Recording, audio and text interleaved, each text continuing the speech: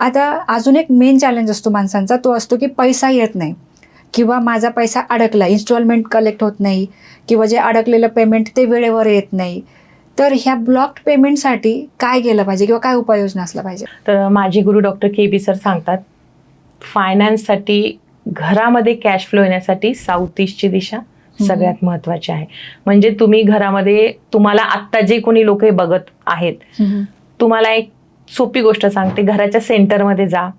तुमच्या मोबाईलमध्ये कंपास असतो, त्याला नॉर्थची अलाइन करा आणि अप्रॉक्स तुम्हाला कळून जाईल की साऊथ ईस्टची दिशा काय आहे, कुठे आहे. आणि तुम्हाला जर हे प्रॉब्लेम होत असतील, तिथे जाऊन बघा काय ठेवलेलं आहे.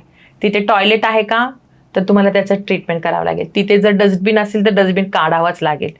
आणि जर तिथे पाण्याची टाकी वगैरे काय असेल तर त्याच्यावर ग्रीन कलरचा कापड वगैरे टाकून तुम्ही ते मॅनेज करू शकता. तर त्यासाठी तुम्हाला साऊथ ईस्टची दिशा खूप खूप महत्त्वाची आहे. संपूर्ण व्हिडिओ बघण्यासाठी द सारिका शो या यूट्यूब चॅनलला आत्ताच भेट द्या.